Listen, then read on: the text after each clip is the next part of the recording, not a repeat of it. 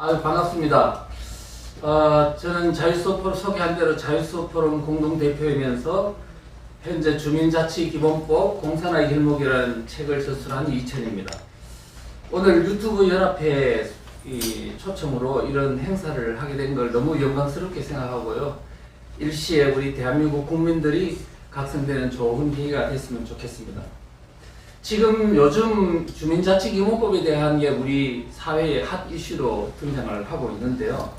사실은 그러면서도 이 법안의 핵심적인 문제가 무엇인지에 대해서는 잘 모르는 국민들이 너무 많은 것 같습니다.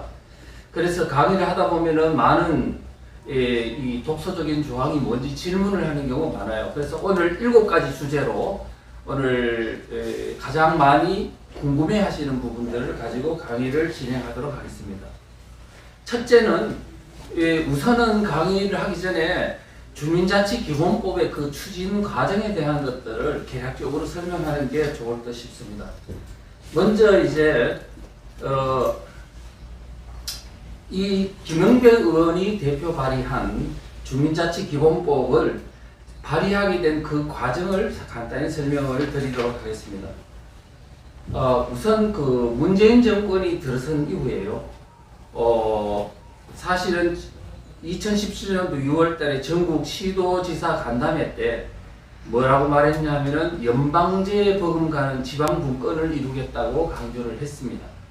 그리고 2018년도 2월달에는 더불어민주당 헌법 개정안 안에 상징적 조항인 제1조에 뭐라고 썼냐면은 대한민국은 지방 분권 국가를 지향한다라는 규정을 뒀고요. 그 다음에 그 헌법 개정안 123조에 보면은 법률이 정하지 않는 조례 제정이 가능하다는 식으로 해서 강력한 지방 분권 체제를 이루겠다는 의지를 밝힌 바 있습니다. 그리고 다음 달인 2018년도 3월에는요. 청와대 직속의 자치분권위원회라는 걸 설치해서 상당히 이제 상근요원이 64명이 상근하면서 3년 동안 이 문제에 집중적으로 노력해왔던 상황입니다. 그래서 작년 12월쯤에는 여러분들도 보셨겠지만 각 읍면동마다요 이런 어떤 그 프랜카드가 걸려가지고 마을 교육 활동가를 양성하는 교육을 한다.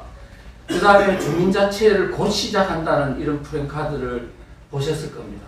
그래서 상당히 이제 흥분된 그런 상황이었는데요. 그런데 찬물을 끼얹는 사건이 일어났죠.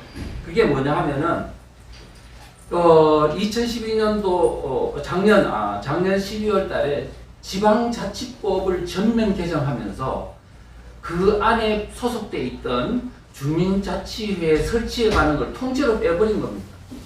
왜냐하면 야당 의원들이 반대를 했기 때문에 아마도 여러 가지 또 이런 부작용이 이제 예상되니까 아마 그렇게 뺀 것 같아요. 그랬더니 마을 활동가 그룹에서 난리가 난 겁니다.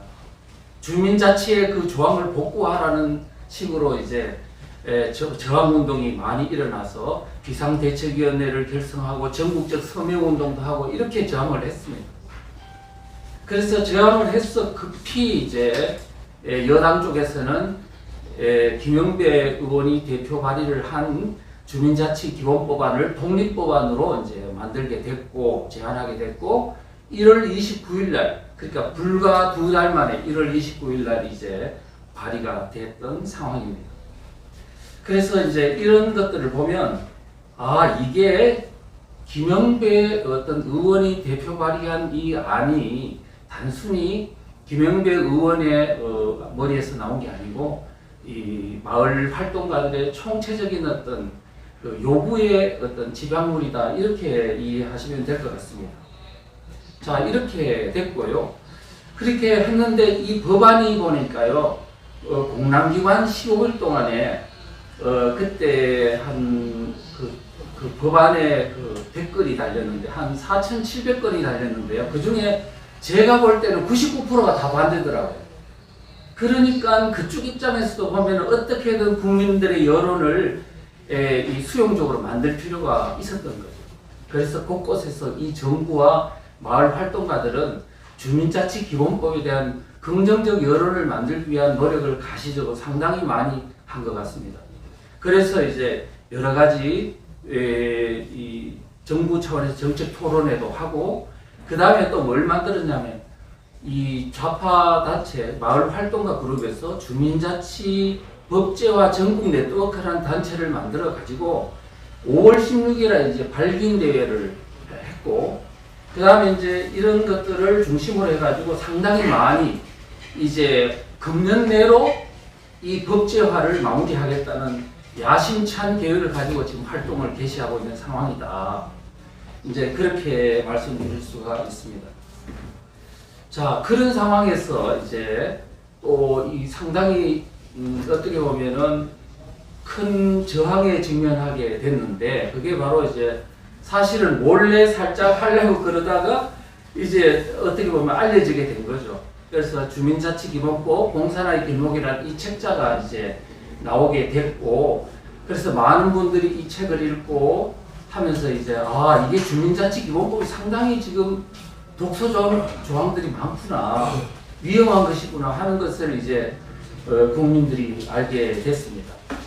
특히 5월 17일 날 이제 조선일보의 전면 광고가 어떻게 보면 기폭제가 된 것 같아요. 그 내용이 상당히 주민자치기본법이 갖는 독소조항을 Q&A식으로 한 6개 문항으로 만들었는데 내용이 정리가 잘 됐다는 평가를 받습니다. 그 이후에 유튜버들도 우후죽순처럼 이제 방송을 하게 됐고, 국민들의 이제 이 깨달은 속도도 상당히 이제 진척이 되는 것 같습니다.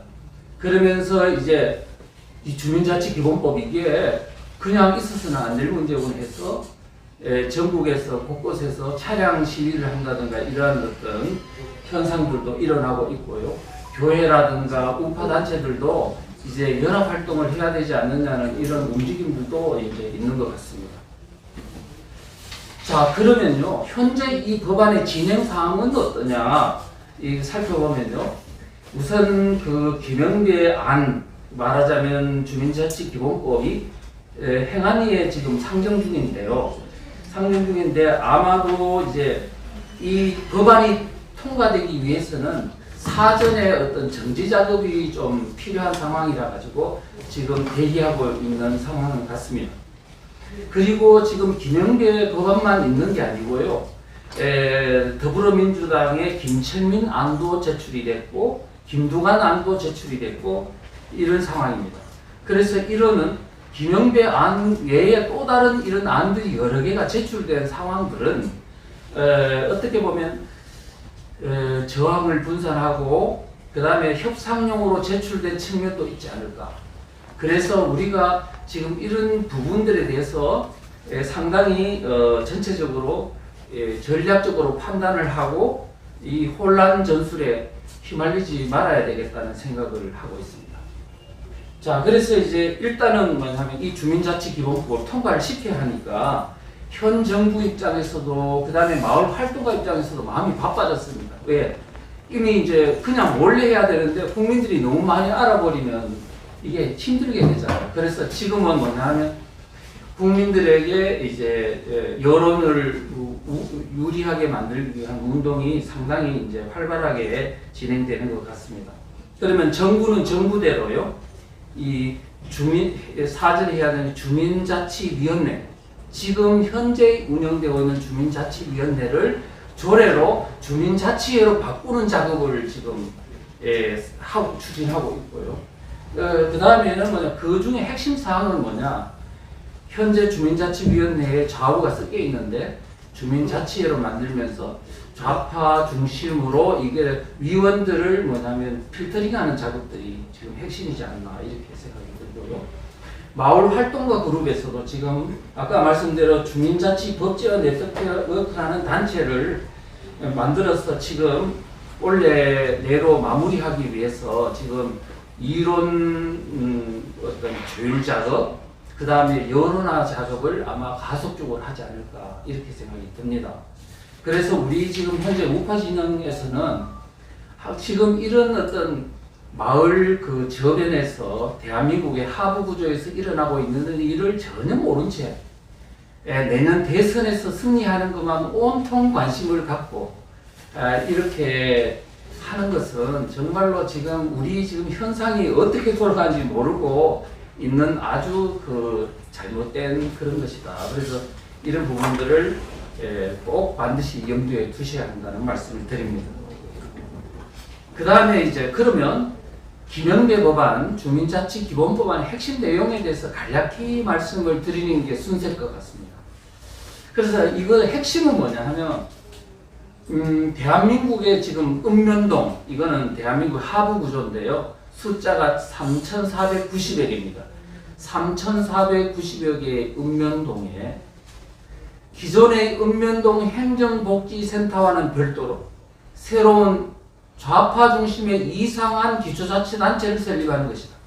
근데 그 기구는 주민총회와 주민자치회라는 조직으로 구성되어 있고 그 숨은 본질은 주민을 앞세워 마을 활동가든 좌파 세력이 주민자치회를 주도케 하는 것이다. 그렇게 함으로써 대한민국의 하부구조 전체를 좌파 마을로 만들고 따라서 대한민국 전체를 좌파의 나라로 만드는 것이 주민자치회의 본질적인 목적이다. 이렇게 정리하면 될 것 같습니다. 자, 그렇게 하고요. 그 다음에 이제 Q2, 두 번째 질문입니다. 지금 주민자치기본법에 보면요, 공산주의나 사회주의라는 그런 상징하는 용어나 내용이 없는 것 같은데, 왜 그 법안을 보고 사회주의하니 공산화를 이끄는 도구라고 보느냐, 이런 질문들이 왕왕 있습니다. 무슨 얘기냐면은 이거 괜히 공산화 가능성은 없는 것을 가지고 마치 색깔론으로 뒤집어 씌우는 걸 하는 게 아니냐 하는 이 이제 비판을 받는 경우가 있습니다. 그래서 여기에 대한 것들을 그렇지 않다, 분명히 근거가 있다 하는 것을 설명을 좀 드려야 될 것 같습니다. 그래서 뭐냐 하면은 우리가요, 이 법안만 보면은 지금 이 실체를 잘 알기가 힘들어요.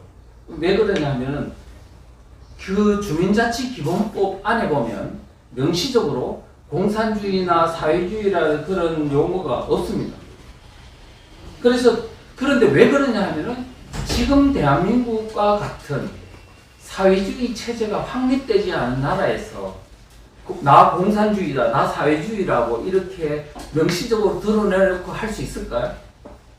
숨겨야 되지 않겠습니까? 사상적 실체를. 그렇기 때문에 이걸 될 수 있는 대로 감춘다고요. 근데 그렇기 때문에 일반인들이 이거를 사상적 실체를 파악하기가 너무너무 어렵다는 겁니다. 심지어는 전문가들조차도 속아요. 그래서 우리가 지금 이런 어떤 상황이라는 것을 아셔야 한다. 그래서 주민자치기본법에 보면 주민자치니 마을민주주의니 이런 예쁜 용어들로 포장을 하고 있어서 일반 사람들이 보면은 마치 좋은 그런 것으로 이해하기가 쉽습니다. 그래서 굉장히 어렵다, 이해하기가.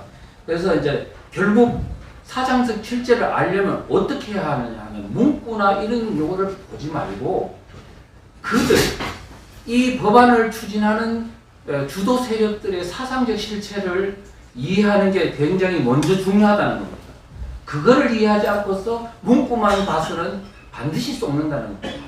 이제 그런 말씀을 드리고요. 그렇다면은 이 법안을 추진하는 주도 세력은 누군가 하면 두 가지만 말씀드리면, 첫째는 지금 문재인 주도 세력과 문재인 정권과, 두 번째는 제하에서 활동하고 있는 마을 활동가 그룹, 이 두 그룹을 제가 말씀을 드리려고 합니다. 우선 문제는 문재인 정권입니다. 문재인 정권은 우리가 여러분 아시다시피 문재인 대통령의 사상적 실체에 대해서는 고영주 변호사나 여러 고든창이라든가 이런 분들이 이미 지적을 했기 때문에 이 문재인 대통령의 사상이 과연 대한민국을 어디로 끌고 가려고 하는 건가 하는 것은 이미 여러분들이 너무 잘 아실 거라고 봅니다. 자, 그리고 그 다음에 또 이분이 뭐라 그랬냐면은 연방제에 버금가는 지방분권국가를 이루겠다고 이미 취임 초기부터 말을 했어요. 그래서 이 체제를 바꾸는데 지방 분권이라는 도구를 활용하려는 의지가 강하다는 걸 우리가 거기서 알 수 있었습니다. 네, 그랬고 그 다음에 청와대 직속에 이제 자치분권위원회를 설치한 후에 지속적으로 노력해 왔다는 건 상근 요원이 64명이 3년 동안 했다는 것만 봐도 잘 알 수가 있는 대목입니다. 그러면 문재인 정권이 이토록 집요하게 주민자치회를 설치하고 지방분권체제를 만들려고 노력하는 이유가 뭘까? 그래서 여러분들께서는 잘 아시다시피 이미 뭐 입법, 사법, 행정부터 언론까지 전부 다 집권체제로 이렇게 만드는 것은 너무나 잘 아시는데 마지막 남은 게 뭐냐면은 하부구조입니다. 대한민국의 하부구조. 읍면동을 장악해서 그래야 결국은 체제 변혁에 아마 마지막 마무리 마침표를 찍을 수 있지 않나 이렇게 판단이 되는 거거든요.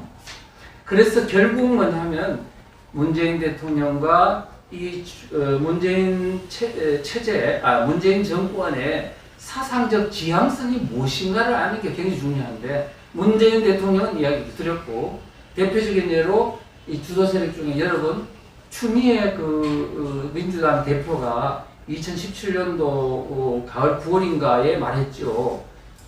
토지 소유권은 국가가 갖고 인민은 사용권만 갖는 중국식 중공식 체제를 가져가야 되겠다는 말을 한 바 있고 작년 1월 달에 총선 직전에 이인영 원내대표가 뭐라고 말했습니까?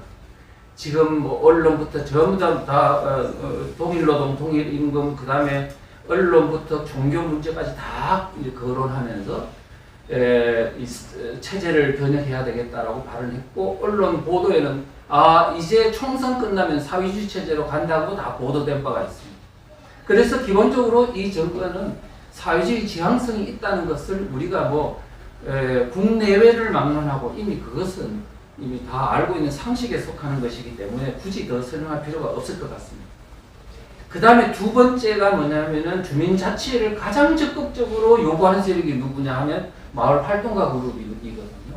말하자면 제야에 있는 이 좌파 그룹인데 이들의 사상적 실체 지향성을 아는 게 매우 중요하다 이렇게 말씀을 드릴 수가 있습니다. 그래서 여러분이 지금 뭐냐면 주민자치 그들은 아까 말했던 마을활동가 그룹은 이 주민자치를 도대체 어떤 모델로 만들려고 하느냐. 자, 이거를 보면 바로 마포에 있는 성리산 마을을 모델로 삼고 있습니다. 그래서 여러분 성리산 마을은 94년도에 공동육아로부터 시작해서 점점점 확대가 됐죠. 공동육아, 공동교육, 공동소비, 공동생산 해가지고 지금은 뭐냐면 모든 좌파 그런 단체들이 막 몰려들어가지고 상당히 큰 규모로 확대가 되어 있습니다. 그래서 지금 이것은 사회주의 공동체 마을이다 이렇게 해도 과언이 아닐 정도로 상당히 그런 이제 성격이 강한 이제 그 모델인데요. 이게 규모가요 성산동, 서교동, 망원동, 창조동, 동교동, 합정동, 연남동 이 규모가 상당히 우리가 생각하는 마을이 아닌 거예요. 자, 그런데 이 모델이 지금 어떻게 되어 있냐면 서울 전역으로 확대된 게 언제냐면 바로 2012년도부터입니다. 박원순 시장입니다. 박원순 시장이 서울시 마을 공동체 종합지원센터를 설치해서 마포 성리산 마을의 활동가를 거기에 센터장으로 앉혀가지고 서울 전역으로 확대한 작업을 했습니다. 그래서 전역으로 확대됐고 이게 경기도를 넘어서서 전국으로 다 확대된 건요. 이미 지금은 아마도 전국 읍면 단위에서 이거 공동체 사업 안 하는 마을이 없을 정도로 지금은 다 퍼져 있는 상황입니다. 그래서 여러분들께서는 마포의 성리산 마을에만 있는 줄 알지만 이미 오래도록 전국화되어 있다는 사실을 염두에 두시고 그리고 그 모델이 바로 뭐냐 주민자치회가 만들어지면 그 모델과 결부될 것이다. 이렇게 이해하시면 상당히 지금 오랫동안 이제 만들어진 그런 거다 이해하시면 될 것 같고요. 그래서 지금 이 저 주민자치의 지금 그 마을 활동가 교육을 하는데요. 그 교육 내용을 보면 주로 성미산 마을 활동가랑 좌파 이론가들이 나가가지고 강사가 돼가지고 교육을 하고 있습니다. 그러면 거기서 만들어진 활동가는 어떤 활동가일까요? 사상적 지향성이 예측되지 않습니까? 그렇죠? 그 다음에 뭐냐면 이 활동가 자료들을 보면요. 마을 공동체 사업은 자본주의 대안 모델이라는 주장을 해요. 그래서 사상적 지향성을 드러내고 있습니다. 그리고 또 하나는 뭐냐면 지금 이들 주민자치를 만들려고 하는 주도 세력들이요. 오랫동안 베네수엘라 차베스가 영구 집권을 위해서 만든 사회주의적인 주민평의의 모델을 계속 오랫동안 연구를 했습니다. 그래서 여러분들이 지금 이 법만 보고 지금 등장한 법만 보고는 사상성을 제대로 이해할 수 없다면 그 오랫동안 그걸 만들기 위해서 저간에 노력해왔던 그 과정들 속에서 이 사상적 지향성을 파악해야만이 이 실체를 제대로 알고 이게 앞으로 만들어지면 어떤 형태로 운영될 것인가를 예측할 수 있다는 겁니다. 자, 그 정도로 하고요. 그 다음에 실제는요. 법상에도 보면 사회주의 사상적 지향성을 이제 약간 알아낼 수 있는 그런 내용들이 내재되어 있습니다. 그거를 그러면 제가 한번 찾아내 보도록 하겠습니다. 지금 주민자치기본법 제5조 3항에 보면 이런 내용이 있습니다. 주민과 주민자치에는 노동, 인권, 환경, 복지 등 관계법령에서 규정한 사회적 책임상을 준수해야 한다 라고 되어 있어요. 자, 노동, 인권, 환경, 복지라는 것은 이 문재인 정부가 추진하고 있는 가장 중요한 아젠다이고 어떻게 보면 좌파 노선을 집약한 그런 법령이잖아요. 그 법령에는 법률, 명령, 조례까지 포함한다면 여러분 이 법령 문재인 정부가 들어선 이후에요. 이 법률이 제정된 거, 개정된 거 포함해서 3,355개랍니다. 3,355개. 지금 여러분 그 조례가 지금 만들어진 건 제정된 게 몇 개인 줄 아세요? 11만 건이라면 11만 건. 개정된 거는 조례 몇 건? 2만 5천 건이랍니다. 지금 어마어마한 법률과 명령과 조례가 폭풍처럼 지금 막 쏟아져 나오고 있는 거예요. 지금 이러한 물론 그게 다 뭐냐면 사상성을 띈다고는 볼 수 없겠죠. 그렇지만 그 중에는 상당히 사상성을 내포하고 있는 법령이 있다는 것은 우리가 상식적으로 예측이 가능한 거 아닙니까? 그래서 이 관계 법령에서 규정한 내용을 어떻게 해야 되는지 준수해야 된다고요. 아니 이 법만 준수하면 되는 게 아니고 관계 법령을 다 준수하라고요. 여기 이렇게 규정해놨어요. 자, 그런데요. 제가 하나만 예를 들게요. 주민자치기본법의 8조 1항에 보면은 차별금지 조항이 있습니다. 뭐라고 되어 있냐면 성별, 신념, 종교, 인종 등등에 차별받지 않는다 되어 있어요. 지금 여러분 최근에 지금 뭐냐면 차별금지법 지금 통과되네 많이 하잖아요. 그 안에 딱 보면 뭐라고 되어 있냐면 성별, 사상, 종교, 인종 등 차별받지 않는다 되어 있습니다. 근데 주민자치법에는 신념이라고 딱 되어 있는데 차별금지법 다른 조항 법률에 보면 뭐라고 사상이라고 딱 노골적으로 해놨어요. 그러면 신념이 무슨 뜻입니까? 정치 사상, 이데올로기라는 뜻입니다. 만약에 이거를 관계 법령을 준수하려면 차별금지법이 통과되는 순간 그 법령에 있는 이 사상적인 차별을 하면 안 된다는 게 준수돼야 되는 거예요. 마을에서. 자, 그렇다면 마을 단위에서 이제는 국가보안법도 이제는 해체시키려 하잖아요. 그러면 이거와 더불어 뭐냐면 마을 단위에서 이제는 공산주의, 사회주의 사상을 연구하는 모임, 선전하는 모임, 조직하는 모임, 활동하는 모임이 이제 우후죽순 생기면 어떡할 겁니까? 그런 마을의 모습을 봐야 되겠습니까?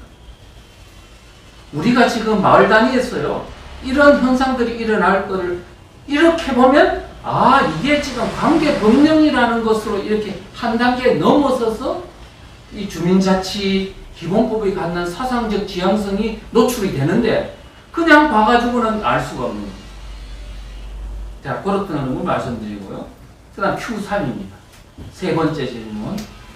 법을 보면 주민자치, 주민의 자율성 같이 매우 분권적으로 보이던데 그럼 문제 있어? 아니 주민자치와 주민분권을 이야기하는데 너무 좋지 않아? 왜 그런데 자꾸 그냥 사회주의 이런 직권적인 어떤 그런 법률이라고 매도를 하는 거야 하는 내용입니다. 그럼 제가 그러면 이게 과연 분권적인지 문제를 한번 살펴보겠습니다. 겉으로는 주민자치, 마을민주주의, 직접민주주의 뭐 이런 것으로 포장을 하죠. 심지어는요 주민이 주인이 되는 세상을 만든다는 말까지 포장을 하고 있습니다. 자, 그러면 우리가 이런 그 미사 여구에 좌파들은 너무나 능수능란하게 속이기 때문에 마치 여러분 아시죠? 양의 탈을 산 이 늑대처럼 양의 탈로 포장을 하니까 사람들이 깜빡깜빡 속습니다. 우리는 적어도 정치 사기꾼에 속아서는 안 되거든요. 그래서 우리는 뭘 해야 되냐? 분별력을 가져야 된다고 생각합니다. 근데 겉으로 보면 주민자치로 포장을 하지만 실제는 매우 직권적인 경향을 띠고 있다는 사실을 명심해야 됩니다. 그러면 그게 뭐 가지고 그렇게 이야기를 하느냐라고 말하면 제가 이렇게 말씀을 드릴게요. 자, 보십시오. 일단은요, 지금 추진 방식이요. 만약에 진짜 주민자치, 진정한 자치를 이야기한다면 추진 방식을 어떻게 해야 할까요? 주민들한테 물어보고 어떤 방식으로 주민자치를 하면 좋을까요? 물어봐야 되지 않겠습니까? 근데 지금 어떻게 하고 있습니까? 청와대에서 직속으로 주민자치분권위원회를 만들어가지고 막 매일 연구하면서 자기들끼리 지금 주민들은 모르게, 국민들도 모르게 법만 만들어놓고 이게 무슨 뜻인지 공론화 과정도 거치지 않고 일방적으로 막 추진해 나가고 있습니다. 이게 분권적입니까? 이게 자치입니까? 이런 식으로 하니까 뭐냐면 이거는 분명히 뭔가 음모가 있다는 거예요. 우리가 이런 것들만 봐도 알 수가 있고요. 그 다음에 또 뭐냐면은 지금 이 준비 작업을 이 정권과 그 다음에 지방자치단체와 이게 전부 다 긴밀히 또 마을 활동가들, 좌파 활동가들 긴밀히 활동하면서 이렇게 일방적으로 추진하고 있다는 것은 여기에는 깊은 뭔가 목적과 의도와 어떤 그런 야심이 있다는 것을 반증하는 것이다. 이렇게 말씀할 수 있습니다. 그래서 이제 그런 것들이 있고요. 그 다음에 또 뭐냐면 법에도 봐도 법을 봐도 그러니까 지금 추정하는 게 아니고 법 내용을 봐도요. 주민의 참여를 이야기하지만 실제로 주민을 배제하고요. 좌파 세력이 마을에서 독재적 권력이 행사하도록 하는 내용들이 너무 많습니다. 우리 국민들은 지금 모르고 이렇게 독소조항이 있는지도 모르고 내가 앞으로 당할 줄도 모르고 그냥 겉으로 미사 여구에 속아가지고 지금 당하고 있는 경향이 있다. 우리가 이런 거에서 속으면 안 된다는 걸 말씀드립니다. 그래서 지금 이제 단적인 예로 그 주민총회, 주민자치 두 기구로 구성이 되어 있는데 이 구성 내용만 봐도요 상당히 이상합니다. 이상해요. 왜 이상하냐? 자, 생각해 보십시오. 주민총회가 뭐예요? 주민총회라는 것은 주민총회라는 것은 주민들의 의결기관이잖아요. 그 다음에 주민자치회는 뭐냐면 주민자치회는 집행기구로 돼 있는데 원래는 정상적이려면 어떻게 해야 되냐면 주민자치회 안에 주민총회가 있고 그 다음에 대표기관이 있고 의결기관, 감사기관 이렇게 있는 한 덩어리가 돼야 되는데 주민자치회가 모든 주도권을 장악하는데 정작 주민들의 의결기관인 총회는 주민자치회 밖에다 던져놨거든요. 그러면 주민총회는 뭐 하라는 얘기예요? 주민자치회가 무슨 일을 하든 간섭하지 말라는 거야. 사실 간섭할 수도 없도록 해놓고. 그러다가 주민총회에 있잖아요. 회원들의 자격도 규정 안 해놨어. 그러니 만약에 주민총회라는 이름으로 좌파들만 모아놓고 자기들끼리 우리 주민총회 했네 의결 땅땅땅 하면 끝날 거니 이런 상황이 되면 어떡할 겁니까? 저 거기에 활동가들 그룹한테 들어보니까 서울시가요 전에 그런 적이 있대요. 자기들끼리 총회한다 그래가 모여가지고 그냥 며칠서 땅땅땅 하고 그래 끝낸 그런 사들이 있답니다. 우리가 지금 절대로 그런 부분들이 지금까지만 쏘았으면 되지 또 쏘보려고요? 그 다음에요 이 주민총회가 그 다음에 또 뭐냐면 이 주민자치회 집행기구인 주민자치회도 또 문제가 있어요. 문제가 있는데 주민자치회 우파들이 못 들어오도록 배제하는 그런 필터링 제도를 다 둬놨다는 거예요. 그러니까 뭐 보고 이야기하냐고요? 예, 주민자치회 안에는요 사무국이라는 진짜 집행기구가 있고 그 옆에 뭐가 있냐면 위원들이 있어요. 위원들. 아니 주민자치위원회 같은 위원이 있는 게 맞지만 주민자치회를 만들고 회원이 있어야지 위원으로 됩니까? 이상하지요. 그렇다 하더라도 위원들한테 뭘 해놨냐면은 이렇게 해놨어요. 추첨을 하도록 추첨해서 선발하도록 했어요. 자기 마을에서 내가 열심히 나는 봉사해 볼게 하는 사람은 추첨해서 떨어지기 때문에 배제할 수 있어. 거기다가 우파가 당선되면 뭘 할 수 있냐? 신원조회를 통해서 떨어뜨릴 장치를 마련해 놨어요. 뭘 하냐면 범죄 경력을 조회할 수 있도록 조항을 넣어놨거든요. 그 다음에 그것만인 줄 아십니까? 그런데도 들어와가지고 또 태클을 걸까봐 또 뭐냐면 혹시 위원들이 보안 누설할 경우에는 공무원에 준하는 강력한 처벌할 수 있는 규정을 떠났어요. 아니 주민자치가 우리 마을 비하자고 하는 건데 공무원에 준하는 그렇게 강력한 징역 뭐 몇 년에 뭐 이렇게 둬가지고 겁나가지고 하겠습니까?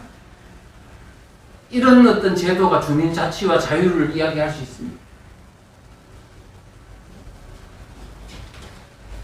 그 다음에 뭐냐면 주민자치의 가장 핵심은 컨트롤 타워는 뭐냐면 사무국입니다. 근데 사무국은 지방공무원으로 보한돼요. 그런데 보면 이 사무국 직원은 아마도 마을 활동가가 선임될 가능성이 높다. 자체 추천, 셀프 추천, 자치단체장은 형식적 임명 이렇게 돼가 공무원이 돼가지고요. 이제는 영구히 마을을 먹어가는 장악해가는 거예요. 이런 거 생각해 보셨습니까? 그리고 뭐냐면은 정부가요 주민자치를 활성화한답시고 주민들의 자율성보다는 정부의 강권적인 어떤 지원이 폭포처럼 쏟아질 겁니다. 5년마다 정부는 자치단체는 지원종합계획을 수립해라. 전담부서를 설치해라. 그 다음에 경비 전액 또는 일부를 지원한다. 마을활동가 및 그 다음에 마을활동가 교육을 정부와 자치단체가 교육시켜가지고 우선 배치해라. 아니 이렇게 막 그냥 지원책이 쏟아지는 거예요. 그런데 문제는 뭐냐면 사람들은 그 받는 것만 생각하는 거예요. 그 줄 때는 뭔가 다른 어떤 보상이나 요구사항이 있을 거라는 생각을 안 합니까? 그러면 우리가 거기에 분명히 뭔가 음모와 함정이 있다면 아마 그것은 분명히 먹고 나중에 크게 후회할 어떤 함정일지도 모른다는 걸 생각하셔야 됩니다. 그러면 결국은 뭐냐면 이 주는 것이 뭐냐면은 주민들을 위해서 준다기보다 좌파 활동가들이 다 읍면동을 장악하게 한 도구, 정권을 영구히 집권할 수 있는 도구, 이런 것으로 쓰일 수 있다는 것도 생각해 보셔야 한다는 것. 그 다음에 이제 마을 활동가들이요, 좌파 활동가들이 여러 주민자치에 참여하도록 해놨습니다. 그러니까 뭐냐면은 지금 주민 활동가가 이 주민자치에도 참여하고 저 주민자치에도 참여하도록 복수로 참여할 수 있도록 해놨어요. 그래 되면 어떤 일이 벌어지냐? 전국에 있는 3,490여 개의 주민자치회가 모든 좌파 활동가들이 다 그물망처럼 엮여가지고 이거는요 분권적인 게 아니고 그야말로 전체주의적인 하부 구조가 연결망으로 된다는 것도 생각해 보셔야 된다. 그 정도로 하고요. 그 다음 자 제4번요.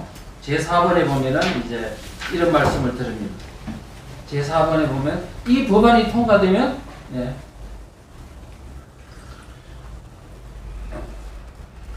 이 법안이 통과되면 가장 수혜를 보는 대상은 누구고 가장 피해를 보는 대상은 누군가 이게 상당히 궁금한 분들이 많아요.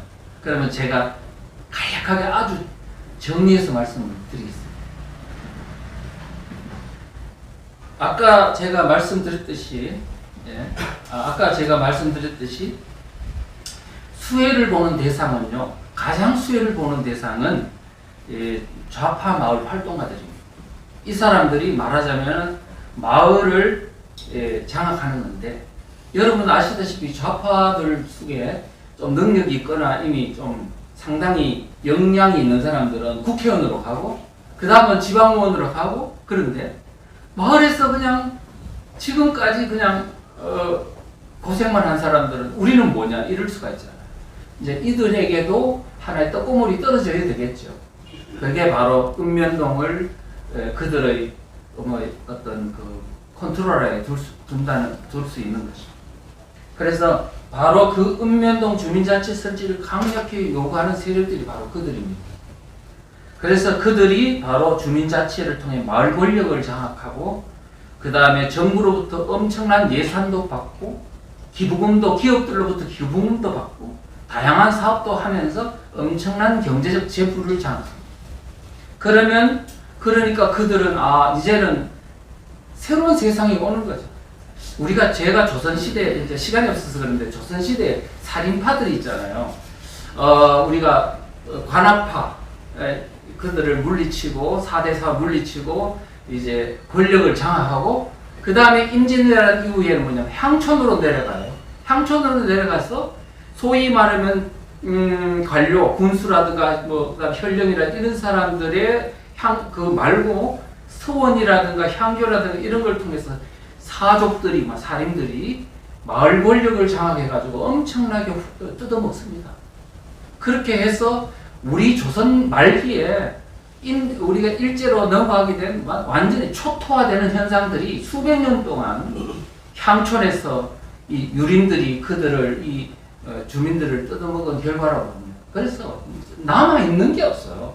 이거는 황충과 같았거든요. 그러니까 그게 제가 한 얘기가 아니고 정약용 선생이 도적보다도 더 나쁘다 그랬으니까요. 지금 만약에 이 좌파들에 의해 가지고 읍면동 하부 구조가 마을이 만약에 장악당하면요, 앞으로 이 구조는 저는 100년 가는 게 아니고 한 300~400년 더 갈 거라고 생각합니다. 지금 결정적 분기점이 많이 있다고 생각합니다. 국민들이 정신 차려야 합니다.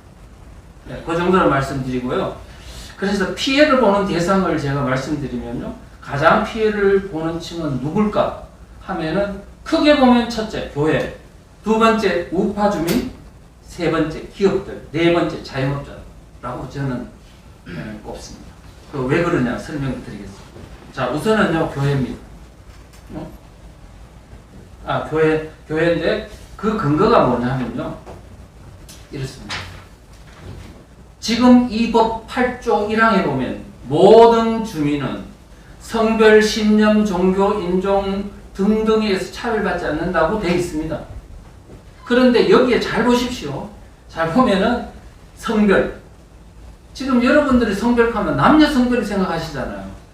마을 활동가 그룹의 자료들을 보면요, 남녀 성별 말 젠더 개념을 이해하는 거 다 알고 있습니다.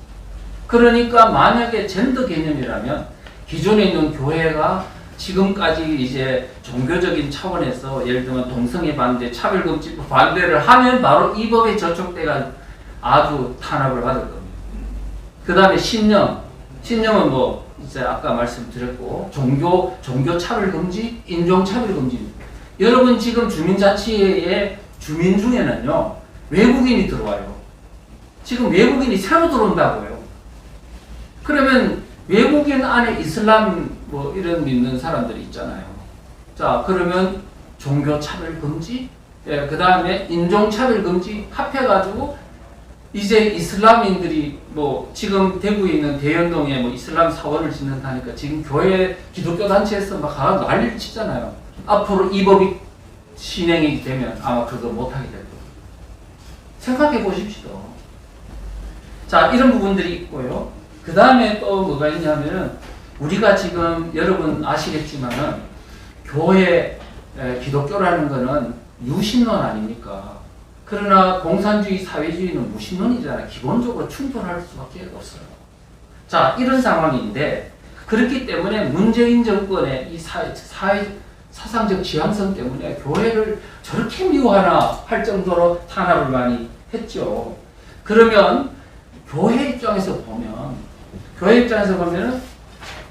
우리가 사실은 중앙 권력으로부터 탄압받는 것도 너무 힘들어요. 그런데 중앙 권력으로부터 탄압받는 게 아니고 읍면동에 있는 주민자치에 그 주민자치의 산하에 뭐까지 있나 통반 조직까지 있잖아요.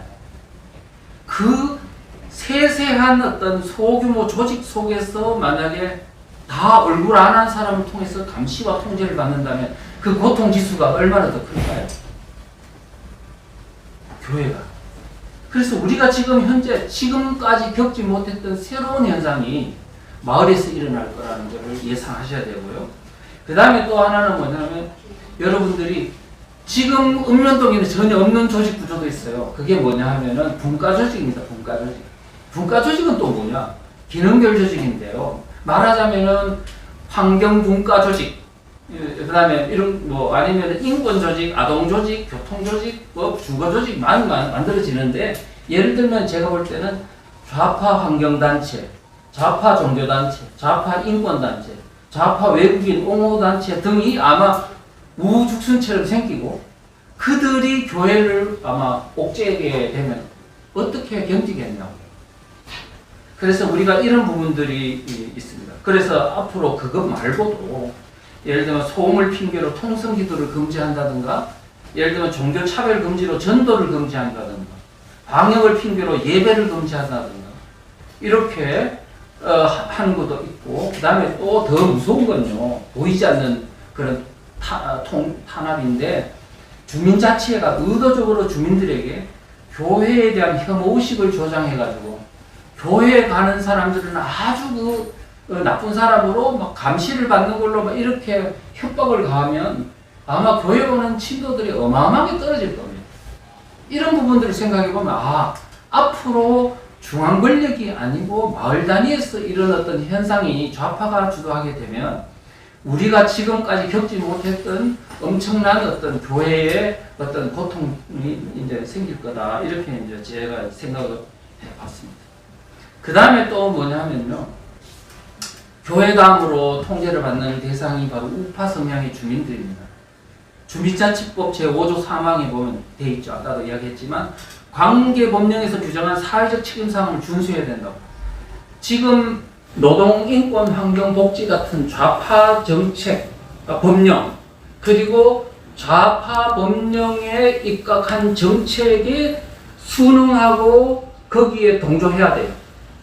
만약의 경우에 나는 우파라서 이런데 동조 못하겠어. 그러면 어떻게 현행법에 의해서 만약 아마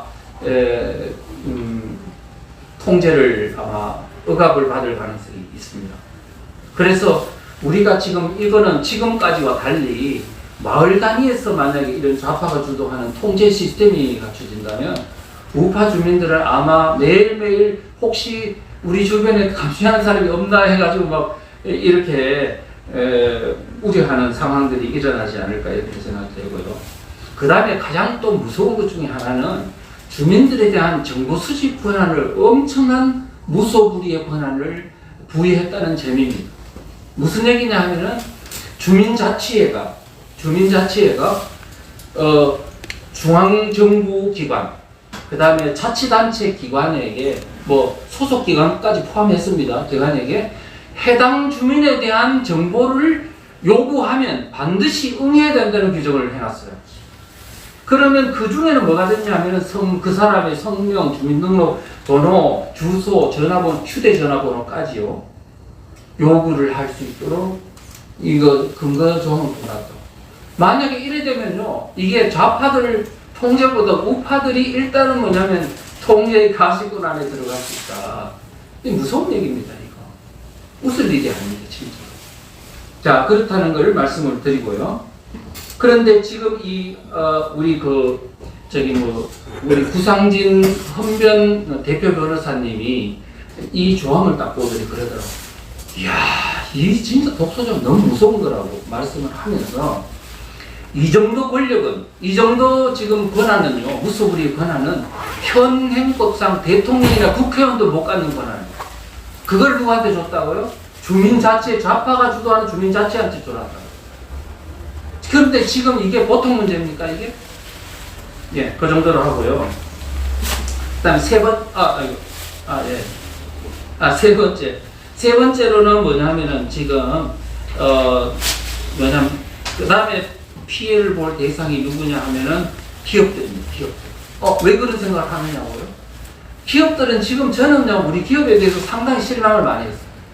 대한민국이 체제에 가장 혜택받은 게 기업이고, 또 지금 최저위기가 왔는데도 불구하고 내몰라라 하면서 가만히 있는 걸 보면 세무사찰이나 통제를 좀 덜해서 그렇게 했지만 그래도 너무 심한 것 같아요. 그런데 이제 앞으로 주민자치기본법이 만약에 시행이 되면 아마 이제는 기업들이 이제 엄청난 힘들어진 세상이 올 겁니다. 왜 그러냐고요?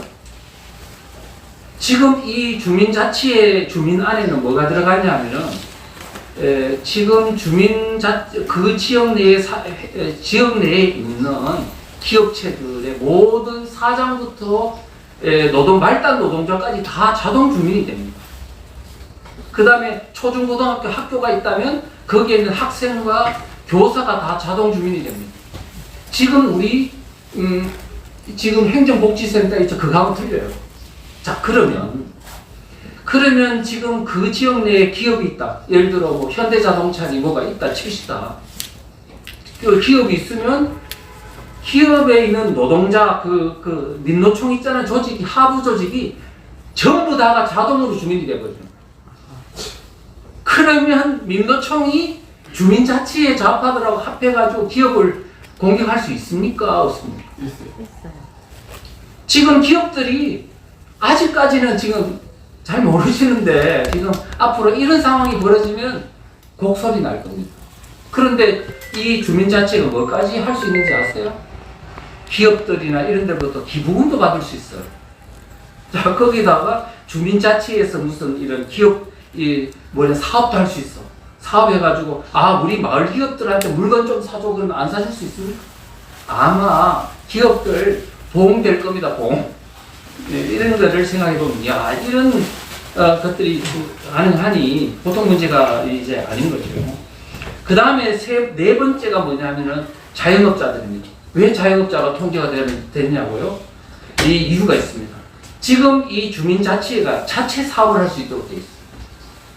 그 부동산 가지고요, 국가나 자치단체의 소유의 부동산 건물을 무상 임대를 받을 수 있거나 아니면 저가로 매각할 수 있도록 돼 있어요. 그러면 엄청난 부동산 소유재벌이 돼요, 주민자치회 자체가.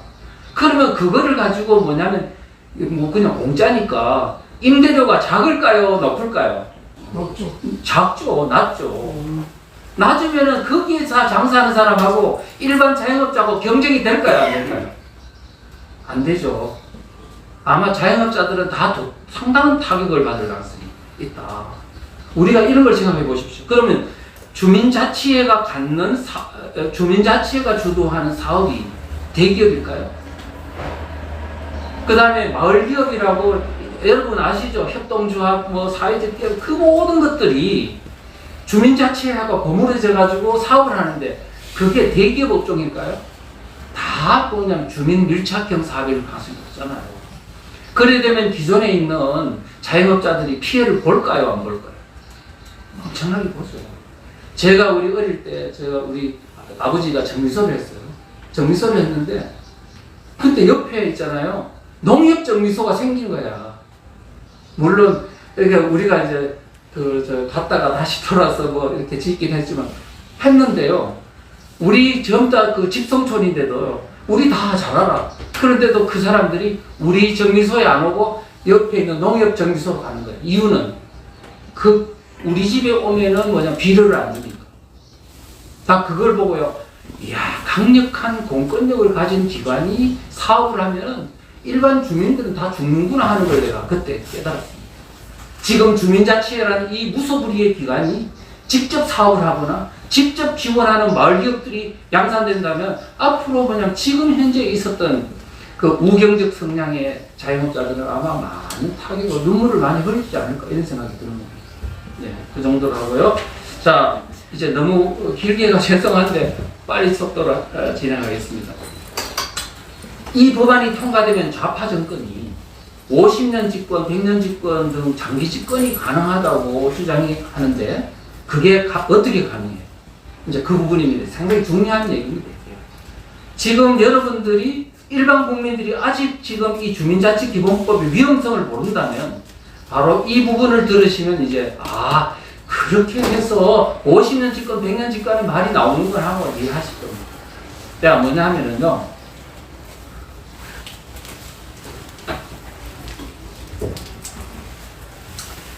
이 법 제13조에 보면 이런 내용이 있습니다. 자, 제1항에 보면 국가와 자치단체는 이 주민자치의 경비의 전부 또는 일부를 지원해라 돼 있어요. 그 다음 제2항에는 보면 국가와 자치단체는 특별회계 운영 등을 지원해라. 그 다음에 제3항에는 주민자치에는 기부금도 받을 수 있다. 그 다음에 또 설립 목적으로 수익사업도 할 수 있다. 이렇게 돼 있어요. 그러니까 지금 이 재정 문제만 봐도 이야, 정부로부터 지원받아, 자치단체로부터 지원받아, 특별회계 운영도 가능해. 특별회계 운영이 나는 이게 작은 줄 알았더니 그 사람들의 이 주장된 뭐 이런 자료들을 보니까요. 저 지방 국가 균형 발전 특별회계가 있는데 그게 규모가 얼마냐 하니까 175조가 돼 있더라고요. 그거를 30% 정도는 주민자치에 줘야 한다는 주장도 있고 그걸 통째로 마을기금으로 넣어야 된다는 주장도 있더라고요. 그러니까 현재 지금 국회에서 발의된 이 법안의 이 자금 소요에 관한 거를 보니까 읍면동별로 주민자치에 필요한 소요 경비는 정부가 지원하는 거는 한 1조 얼마 아니 1억 얼마 그러니까 총계로 했을 때 한 1조 한 2조 채 안 되게 되는 걸로 해놨습니다만은 그거는 국회에서 예산한 나름대로 추계일 뿐이고 실제는 정부 마음이죠 그래서 나는 그리고 더 중요한 거는 마을 활동가들이 생각하고 있는 규모인 거야. 그러면 이야 어마어마한 예산을 기대하고 있구나. 무섭다. 그런 생각이 들었어요. 그 다음에 기부금도 받을 수 있다. 기업체로부터 수익사업도 할 수 있다. 이제는 돈 폭탄이 쏟아지지 않겠나 주민자치에는 그런 생각이 들었고요. 그 중에서 21조 사항을 보십시오. 국공유재산 활용 특례인데요. 지금 국가와 자치단체는 국유재산, 공유재산 말하자면 이런 부동산이나 그 다음에 건물을 주민자치에 우선 매각, 저가 매각이겠죠. 우선 매각하거나 무상으로 대여해서 사용할 수 있다. 지금 이렇게 되면요, 아마 그 지역 내에 있는 부동산의 완전히 모든 것들이 주민자치의 공유로 될 겁니다. 그러면 그걸 가지고 뭘 만드냐 하면 주차장도 만들고 힐링센터 그 다음에 장터 내지는 마켓 만들어 가지고 마치 주민들한테 선심을 쓰는 거예요. 저가 임대료 내고 들어오라고. 이렇게 됐을 때 어마어마한 수익이 아마 일반 자영업자들 다 몰라가고 여기로 다 몰릴 겁니다. 사람들은 싼 걸 좋아하니까요. 이렇게 됐을 때 저는 어떤 생각을 하냐면 이제 그 돈을 가지고요. 자기들도 이제 갖고 그 다음에 주민들한테 일부를 나눠줍니다. 나눠주면 주민들이 그렇게 해요. 시골에 있는 할아버지 할머니들 아들한테 돈 받게 됩니다. 그러면 주민자치가 우리 아들보다 더 세잖아요. 또 이런 좋은 세상이 왜 이제 오나 그럴 겁니다. 그러면 아마 주민자치의 마음을 다 뺏기지 않을까 주민들이. 난 그런 생각이. 근데 그게 우려가 사실은 근거가 있냐면 근거가 있다니까요. 어떤 근거냐고? 1946년 3월 달에요. 북한에서 토지개혁이 실시됐어요. 그런데 그 토지개혁이 실시될 때 이제 그 인민위원회 산하에 마을마다 농촌위원회를 만들었어요. 그때 거기에는 빈농, 머슴 뭐 이런 가난한 사람들이 거기에 농촌위원회에 들어가가지고 그 사람들이 뭐냐면 마을에 있는 지주의 땅을 강제로 뺏고 40박 8시간 만에 마을에서 쫓아냈습니다. 쫓아냈더니 그러니까 그걸 가지고 그 땅을 농민들한테 오정부 기준으로 나눠줬어요. 물론 소유권 넘겨준 거 아닙니다. 명의만 넘겨준 건데 그래서 자식한테 상속도 안 돼, 양도도 안 돼, 담보도 안 돼, 소작도 안 돼, 뭐 그냥 소출의 25% 내, 뭐 이런 내용이거든요. 그럼에도 불구하고 내가 평생 원하던 내 땅을 소유할 수 있다는 그 농민들의 막 그거를 소원을 풀어준다. 그래 돼 놓으니까 어떤 일이 벌어졌냐? 놀랄만한 일이 벌어졌습니다. 그 당시만 해도요, 공산당에 입당한 사람들이 4,500명밖에 안 돼요. 4,500명. 북한에, 전역에. 그런데 토지개혁 끝나자마자 얼마로 늘어났냐? 24만 명으로 늘어났습니다. 공짜로 땅 준다는 게 이토록 사람들의 마음을 이렇게 사로잡는 겁니다. 그렇게 했다는 걸 생각해 보면, 만약에 우리가 이제 이런, 우리나라 국민 속담에 보면, 공짜는 양재물도 마신다 그러잖아요. 그래서 이런 것들이 분배되면 우리 읍면동에 있는 주민들의 마음이 빼앗겨가지고 좌파 마을로 변화하지 않을까. 그래 되면은 아마 선거는 끝날 겁니다. 총선이든 대선이든. 그래 되면 50년 집권, 장기 집권이 가능하다는 게 그들의 생각입니다. 그래서 우리가 지금 현재 이런 것을 예측 가능하다면 우리는 그걸 막아야 되지 않겠느냐. 절대로 우리 그런 상황으로 내몰려서는 안 된다는 말씀 드리고요. 자, 그 다음에 이제 6.25 전쟁 마지막으로 이제 들어갑니다. 6.25 전쟁 경험자들은요, 주민자치기본법을 내용을 이제 듣고서는 상당히 놀라면서요, 야, 6.25 전쟁 당시에 인민위원회 갔다는 이야기를 많이 합니다. 그런데 그 이유가 무엇인가? 이거를 좀 아시면은 우리가 많은 사람들은요, 노인네들이 저 인민위원회 갔다 그래. 그 공산주의에 대한 제대로 알지도 못하는 사람들이 하는 얘기를 그걸 진짜라고 믿냐 그러고 이렇게 할 수도 있습니다만, 우리가 가만히요, 아무리 이론으로 공부해도 실제 겪은 사람들의 어떤 그거는요, 절대로 이길 수 없습니다. 그거는, 그래서 우리가 곰곰이 6.25 전쟁을 겪었던 분들이 왜 그런 말을 하는가에 깊이 귀를 기울일 필요가 있다고 생각합니다. 뭐냐? 현성종이라는 분이 있어요. 전 국회의원이었어요. 노태우 정부 당시에 마지막 총리했던 분인데, 그분이 서울에서 6.25 전쟁을 맞았어요. 자, 이분이 이렇게 말했습니다. 당시 서울에는 북한에서 내려온 사람들이 그리 많지 않았다. 북한군이 별로 없었다는 거예요. 그리 많지 않았다. 대신 남한 곳곳에 숨어있던 공산분자들이 기다렸다는 듯이 들끓기 시작했다. 그들은 파출소도 점령하고 남한에 있는 자본주의 세력들을 찾아내고 젊은 남자들을 공산군에 입대시키기 위해 동네방네를 샅샅이 뒤지고 다녔다. 공산군 앞잡이들이 우리 집 문도 두드렸고 나도 끌려나갔다. 지금 우리가 여기서 알 수 있는 건 뭐냐? 북한군이 점령했을 때 북한군보다 그 동네 마을에 있는 협조자들이 엄청나게 많은 악행을 거의 다 이 사람들이 저질렀구나 하는 걸 알 수 있어요. 자, 그러면요, 우리가 북한이 전쟁을 개시하고 7월 말이면 낙동강 전선에 이르게 되죠. 그래서 후방 마을 이제 뭐 전라도까지 다 북한군 수중 안에 들어갑니다. 그때 뭐냐면 북한군이 점령 지역에서 뭘 만드냐 하면 인민위원회를 만들어요.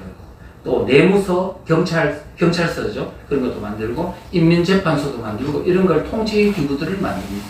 거기에 바로 그 동네에 있는 좌익 사상을 가진 사람 아니면 또 협조자들을 이렇게 배치를 하게 되고, 그 사람들이 빨간 완장을 차고 앞잡이 돼가지고 이제 누구를 잡으러 다니냐 하면은 지주라든가 자본가 부자들 있죠. 그 다음에 우익 성향을 가진 사람들을 잡으러 샅샅이 집집마다 다닙니다.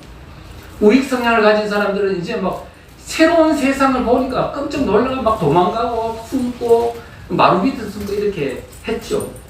자, 그런데 그 사람들이 했던 행적들을 보면요, 인민재판을 통해서 처형하게 하고, 어떤 분은 그러더라고요. 이번에 좀 강의하러 갔더니 한 분은, 내가 말이지 서울에 그 옆집이 피난을 안 갔대요. 피자 안 갔는데 옆집이 인민위원회였대요.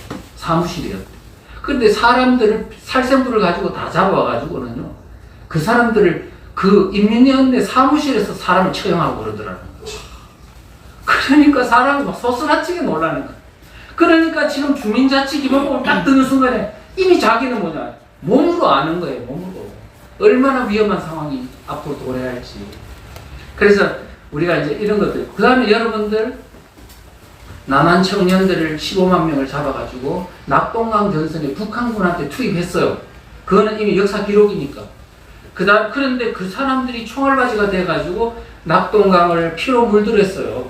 우리 대한민국하고 국군하고 싸웠잖아요. 그랬는데 이 사람들이 그냥 제발로 우영군에 간 사람도 있지만, 이 인민군, 북한군의 앞잡이 노릇을 한 사람들이 집안에 샅샅이 청년들을 잡아가지고 거기에 보낸 겁니다. 그러면 그때 죽은 사람들은 사실은 누구의 책임이 크냐고요. 그 동네에서 그 사람들을 잡아들인 자객들의 책임이 매우 크다는 걸 우리가 상식적으로 보면 알 수 있지 않습니까? 그뿐 아닙니다. 8만 명이 북한에 끌려 올라갔습니다. 납북자라고 하죠. 그 사람도 그 동네에서 잡아들인 사람은 누구냐 하면은 바로 완장찬 그들입니다. 그래서 지금 이제 그 다음에 또 여러분들 인천 상륙작전이 돼가지고 북한군이 올라가 버렸잖아요. 언제까지 올라갔냐면 28일 한 그즈음에 다 올라갔어요.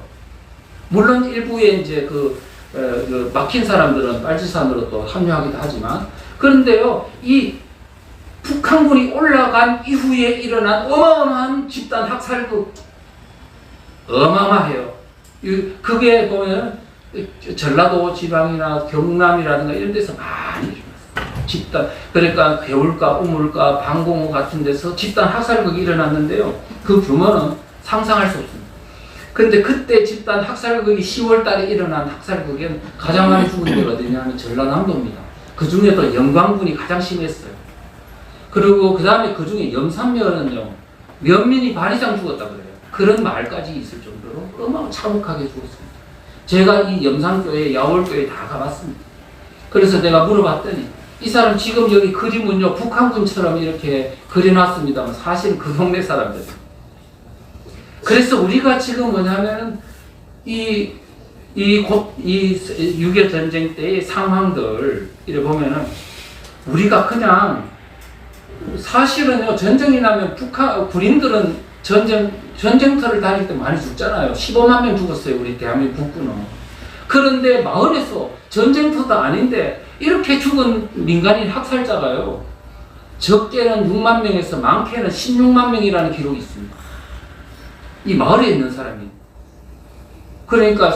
이러니까 보면은 이 그 좌익들에 의해서 학살된 피해자들이 많다는 걸 우리가 알 수가 있거든요. 자, 그래서 이거는 뭐 그만하고요. 그래서 우리가 이제 주민자치기본법 두려워하는, 이분들이 두려워하는 근거는 이것입니다.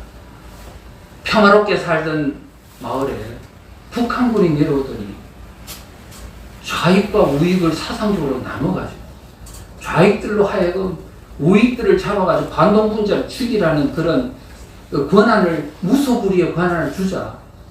거기에 흥분된 사람들이 막 그걸 갖고 동네에 있는 우익들을 막 잡아 죽이는 이런 참혹상을 하게 되면서 대한민국은 바야흐로 마을의 평화가 깨져버렸어요.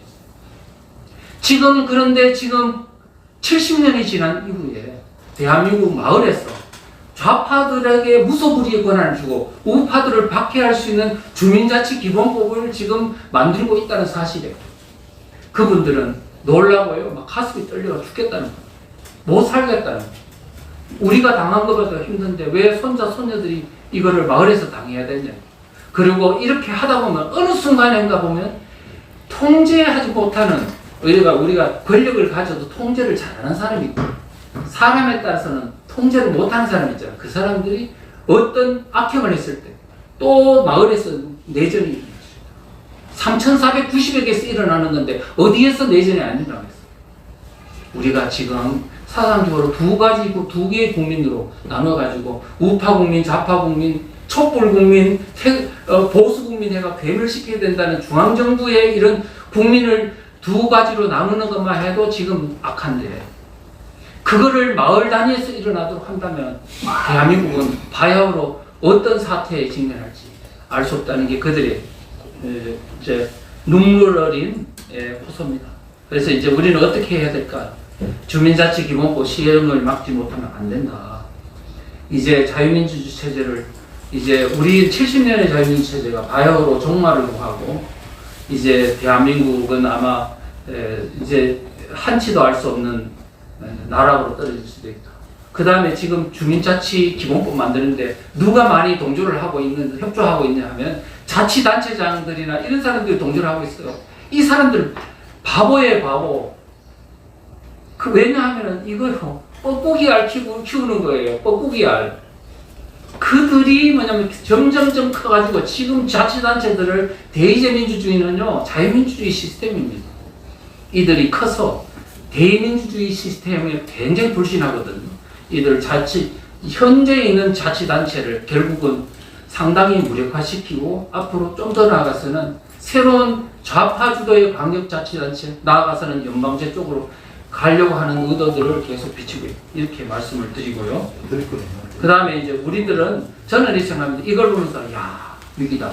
그런데 반대로 생각하면 야, 복이다. 이 증거 우리가 최저위기 왔다고 아무리 이야기해도 국민들은 잘 못 깨닫다가 마을 단위에서 내 앞에서 일어날 일을 이야기를 해줄 수 있다면 우리 국민들은 많이 깨닫더라고요. 해보니까.